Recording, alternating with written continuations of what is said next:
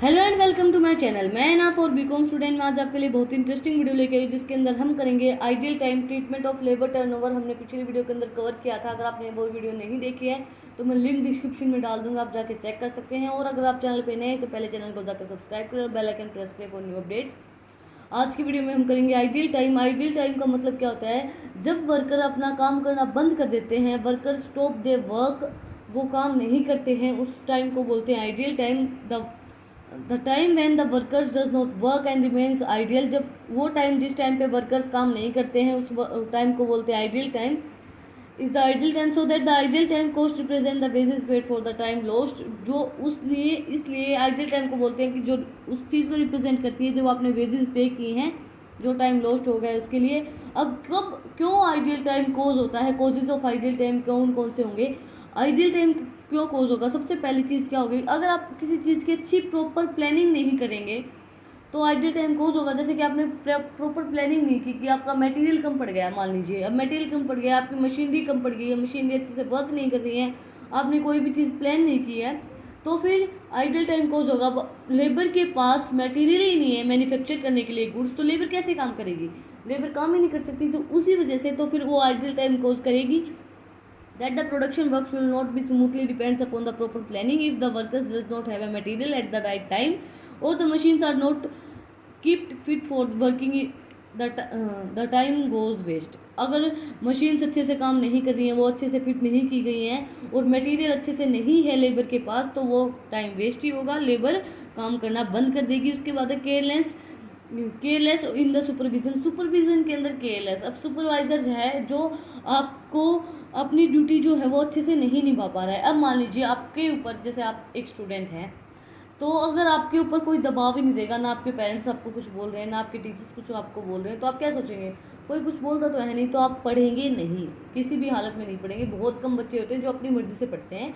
तो उसी टाइप से है कि आप केयरलेस हो जाएंगे कि टीचर कुछ बोलेगा तो है नहीं। अब टीचर आप क्लास में जाओ तो भी नहीं बोले कुछ, नहीं जाओ तो भी कुछ नहीं बोलता, क्योंकि जो लेक्चरर होते हैं वो बहुत कम आपको ऐसा होता है कि आपको कुछ कहेंगे। अगर आपको कोई कुछ कहेगा भी नहीं तो आप फिर काम भी अच्छे से नहीं करेंगे। उसी तरीके से अगर आपके ऊपर, जैसे आप स्कूलिंग के अंदर था, स्कूलिंग के अंदर बहुत दबाव होता है टीचर्स का, तो तब पेरेंट्स भी बहुत दबाव देते हैं, तो आप उस टाइम पे आपको पढ़ना पड़ता था, मजबूरी होती थी, क्योंकि आपको ये सोचता था कि भाई टीचर्स मारेंगे या पिटाई होगी। अब तो नहीं होती स्कूल्स में, बट पहले तो होती थी और अब भी होती है कई स्कूलों में। तो उसी टाइप से है। तो अगर आपका सुपरवाइज़र ही केयरलेस होगा, अब आपकी टीचर हैं, लेक्चरर आती है, बोलती है अगर आपको अटेंडेंस आपकी हो जाएगी, आपको करना है तो करें, नहीं करना है तो मत करें, तो फिर आप खुद भी ऐसे हो जाएंगे कि लेक्चर लेना कोई ज़रूरी तो है नहीं, क्योंकि लेक्चरर कुछ बोलेगी तो है नहीं। तो उसी के अकॉर्डिंग अगर आपका सुपरवाइज़र जो है वो अच्छे से अपनी ड्यूटी नहीं निभाएगा और लेबर को कुछ भी नहीं बोलेगा, लेबर अपना चाहे काम करे चाहे ना करे, किसी टाइम पे करे, तो आप लेबर क्या सोचेगी? यार कुछ कहता तो है नहीं है, तो इसके बजाय वो अपनी काम में केयरलेस हो जाएगी, वो अपना काम अच्छे से नहीं करेगी, वो अपना काम करना बंद कर देगी। इसके बाद थर्ड पॉइंट है, देख लेते हैं इसके अंदर क्या लिखा है इसने। If the foreman of department does not take his duty seriously, the labor working under him also become careless and spoils time in the ideal way. जो मैंने आपको बताया वही है, confirmation between labour and management. जैसे कोई भी, जैसे कि आपके dialogues, wastage of time, discussions के अंदर आपको अच्छी वेजेस पे नहीं की जाती कंपैरिजन टू अदर कंपनीज, उस टाइप से, तो फिर आपके क्या सोचोगे कि हम आइडियल टाइम कोज कर देते हैं। इसके बाद इकोनॉमिक फैक्टर। इकोनॉमिक फैक्टर के अंदर क्या आएगा कि अगर आपकी जो ट्रेड है वो डिक्रीज़ हो रही है, डिप्रेशन के अंदर जा रही है, तो आप क्या करेंगे? अगर आप कुछ सीरियसली नहीं ले रहे, लोअर प्रोडक्शन हो रही है, लेबर रिमेन इफेक्टिवली अनयूटिलाइज, तो वो अगर आपकी प्रोडक्शन अच्छे से नहीं हो तो लेबर रिमेन अनयूटिलाइज रह जाएगी, उसका प्रॉपर यूटिलाइजेशन नहीं होगा। उसके बाद अदर रीज़न क्या क्या होंगे? जैसे अब आपके पास द इलेक्ट्रिसिटी में फॉल, अगर मशीन्स के अंदर इलेक्ट्रिसिटी फॉल्ट आ गया है, कोई भी ब्रेकडाउन हो गई है, तो क्या होगा कि लेबर जो है वो आइडियल टाइम कॉज कर देगी, क्योंकि उनके पास अच्छे से काम करने के लिए मशीनरी नहीं है। मशीनरी नहीं होगी तो वो काम कैसे करेंगे? इसके बाद treatment of ideal time. Ideal time does not limit itself in the effective wages paid in the but the wider implications, the plant and machinery equipment and other across also become ideal during the periods. Also the fixed cost continues to be incurred. Ideal time cost can be defined into two ways. Ideal time जो है वो दो type के अंदर दिखाया गया है, normal और अब नॉर्मल। नॉर्मल जो है वो फर्दर दो टाइप्स के अंदर क्लासीफाई किया गया है, controllable and uncontrollable. Normal ideal time क्या होगा? Normal ideal time is one which identically to production the cost of the normal and controllable idle time should be charged as overhead expenses to the production if the responsibility of the idle time can be। overhead का जो topic है वो हमारी अगली video के अंदर आएगा, मतलब अगली वीडियो नहीं, अगली यूनिट के अंदर आएगा। यूनिट 4 के अंदर पूरा ओवरहेड ही एक्सप्लेन किया हुआ है। Be fixed upon a particular departments, the cost could be charged to the overheads of the departments and absorbed in the production cost of the departments. The normal but uncontrollability ideal time is the arising due to time of lost मतलब lost of places work depend upon the job of the time and lost setting of the machinery। Tea break के according जो tea break है वो उन्होंने लंबा ले लिया, machinery अच्छे से काम नहीं कर रही है, उस टाइम पे आपको अब अनकंट्रोलेबल होता है, वो कोई कंट्रोल में नहीं होता। अब जैसे टी ब्रेक लंबा चल गया आपने, और अब नॉर्मल क्या होगा कि आप फिक्स टाइम पीरियड के अंदर जो कॉस्ट आपने फिर चार्ज किया, ओवरहेड की जो कॉस्ट होती है उसको बोलते हैं। फॉर एग्जांपल इसने दिया है जॉब टेक 10 आवर्स जो टू कंप्लीट, एक जॉब है जो 10 आवर्स लेती है कंप्लीट होने के लिए। The ideal time of the above types of 10% and the rate of labour payment of 2% hours in the case of 9 effective hours will be required to bear the cost of 20 at 2.22 per hours. अब मान लीजिए आपकी cost है कि आपको 10 hours तक काम करना है, जो आपका आइडियल टाइम है वो 10% है, उसके अंदर 10 आवर्स के अंदर 10% है, तो आपके 2 आवर्स जो बच जाएंगे, 2 आवर्स तक आप काम नहीं करेंगे मतलब। तो इन द केस ऑफ अगर आपके पास 9 आवर्स हैं तो उसी टाइप से आप निकालेंगे। इसके बाद हमारा अगला टॉपिक है ओवर टाइम। ओवर टाइम क्या होता है कि आपकी जो जॉब होती है उससे ज़्यादा आप काम करें। अगर जो जॉब करते हैं उन बंदों को पता भी होगा जो पार्ट टाइम जॉब करते हैं, या फिर मतलब आपकी जो लिमिट होती है, जैसे आपकी जॉब है 9 to 5, तो आप उस 9 to 5 की जॉब में 9 to 7 जॉब करें। मतलब आप जो जितना आप काम आपका लिमिट है, नॉर्मल हावर्स हैं, उससे आप ज़्यादा काम करें, उसको बोलते हैं overtime. The time worked over and the normal hours is termed as overtime. Normal hours से ज़्यादा काम करने वाले टाइम को बोलते हैं overtime. The remuneration usually paid, जो रेम्युनरेशन पे किया जाता है ओवर टाइम के लिए, ज़्यादा पैसे पे किए जाते हैं, कंपनीज पे करती हैं। इसके बाद नीड क्यों होती है ओवर टाइम की? Increase in demand. जब कंपनी के पास डिमांड ज़्यादा है, अब कंपनी के पास डिमांड ज़्यादा है तो कंपनी क्या कहेगी कि आप ज़्यादा मतलब आप ओवर टाइम कीजिए, हम आपको ज़्यादा पेमेंट देंगे, तो लोग ओवर टाइम करते हैं। For the production where the production during the normal hours falls short to meet it. Demand को मीट करने के लिए जो प्रोडक्शन नॉर्मल हावर्स है वो कम पड़ रहे हैं, तो उस टाइम पे लेबर जो है वो ओवर टाइम करती है, जो वर्कर्स ओवर टाइम करते हैं। शॉर्टेज ऑफ वर्कर्स, आपके पास वर्कर कम है तो आप क्या बोलोगे कि आज हमारे पास 2 वर्कर कम है, तो आप दोनों थोड़ा सा ओवर टाइम कर दें तो हम आपको ज़्यादा पैसे देंगे। तो वो उस टाइम पे आपको ओवर टाइम की ज़रूरत होती है। Due to absence of the non availability and so it is decide to overtime work and existing staff, जो एग्जिस्टिंग जो स्टाफ है वही ओवर टाइम करे।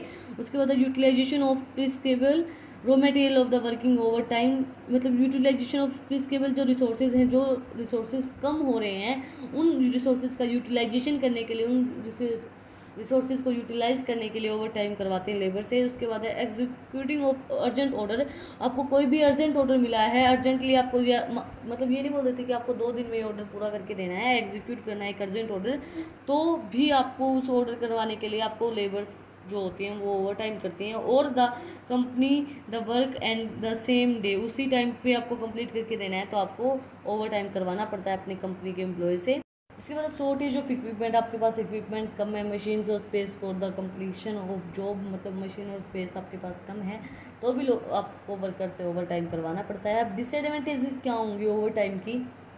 अब मान लीजिए आप कोई चीज़ ज़्यादा मात्रा में करेंगे, जितनी आपकी कैपेसिटी नहीं है उससे ज़्यादा मात्रा में करेंगे, तो आप उतनी इफेक्टिव वे में उस काम को नहीं कर पाएंगे। अब आपकी लिमिट है कि आप सिर्फ, मान लीजिए आपकी लिमिट है आप सिर्फ 1 घंटा पढ़ सकते हैं, तो आपको कोई ये बोले कि आपको सारा दिन पढ़ना है तो आप नहीं पढ़ पाएंगे, तो आप इतना इफेक्टिव वे में नहीं पढ़ पाएंगे, आपको वो चीज़ें समझ में भी बहुत कम आएंगी। उसी तरीके से है मोर एफिशिएंसी रिड्यूस हो जाएगी। It is too much to expect to a tired worker to work any effectively during, मतलब अब आप काम करके 9 से 5 काम करके आप थक जाएंगे, आप टायर्ड हो जाएंगे, उसके बाद वर्कर को बोला जाए कि आप और नॉर्मल हावर से ज़्यादा काम करें तो उसकी एफिशिएंसी कम हो ही जाएगी। Workers health is adversely affect, workers की हेल्थ मतलब मान लीजिए आप जितना आप जैसे आप आपके नींद से डिपेंड के लिए आप देखते हैं, जैसे आपको नॉर्मली आप 8 से 10 घंटे सोते हैं, अब आपको ये बोला जाए कि आपको दिन में सिर्फ 4 घंटे सोना है, मतलब रात को आपको सिर्फ 4 घंटे सोना है, पूरे 24 घंटे में आपको सिर्फ 4 ही घंटे सोना है, तो आपकी जो हेल्थ है, मतलब आपको पढ़ना है या काम करना है, तो आपकी जो हेल्थ है वो एडवर्सली अफेक्ट करेगी, आपकी हेल्थ ख़राब हो जाएगी, मतलब आपकी जैसे आँखें लाल हो जाती हैं, आपकी हेल्थ पे इफेक्ट डालेगी वो चीज़ें। The quality of the output is affected, जो आउटपुट की क्वालिटी है वो भी इफेक्ट डालेगी। मान लीजिए आपको बेशक आप पढ़ें उस टाइम पे, बट जितना आपको नॉर्मली 1 घंटे में याद होता है उतना आप पूरे दिन में नहीं याद कर पाते हैं। The cost of production rise due to increased labour cost, जो कॉस्ट ऑफ प्रोडक्शन है वो बढ़ जाती है जब लेबर कॉस्ट इंक्रीज हो जाती है। तो treatment overtime cost, treatment क्या होगा of overtime cost. According to the factories act 1948 the workers is to pay double the rate of his wages for the overtime, जो workers हैं उनको over time के लिए double rate पे किया जाता है। For the beyond 9 hours a day 48 hours a week, suppose a worker works for 60 hours in a week and his weekly rate of the pay is 72% for 48 hours for the week the will be until following wages। मतलब इसके अंदर बताया गया है कि एक जो worker है वो 9 घंटे काम करता है और उसको 48 मतलब एक वीक के अंदर 48 घंटे काम करता है, तो उसको अगर वो 60 घंटे काम करेगा तो उसके जो रेट वीकली हावर रेट होगा वो उसको पे कीजिएगा 72%। इसके अंदर हम निकाल के दिखाते हैं। वेजेस ऑफ नॉर्मल है, नॉर्मल वेजेस क्या होंगी, 48 आवर्स के लिए 72 रुपये पे किए जाते हैं। अब normal wages of over time 12 hours के लिए निकालेंगे तो 72 डिवाइड बाई 48 मल्टीप्लाई में 12 करेंगे तो 18 ए आ जाएगा इसके अंदर। फिर एक्स्ट्रा पेमेंट जो आप करेंगे ओवर टाइम के लिए 12 आवर्स की, वो क्या आएगी 72 डिवाइड बाई 48 मल्टीप्लाई में 12, वही 18 आ जाएगा बी। अब टोटल क्या आएगा 1008। टोटल ओवर टाइम कितना किया है आपने 36। आज की वीडियो में हमने किया है रियल टाइम और ओवर टाइम। अगर आपको वीडियो पसंद आई तो इस वीडियो को ज़्यादा से ज़्यादा लाइक करें, चैनल को सब्सक्राइब करें और कमेंट कर सेक्शन में ज़रूर बताएं कि आपको और किस सब्जेक्ट की नई वीडियोज़ चाहिए। Thank you for watching my video.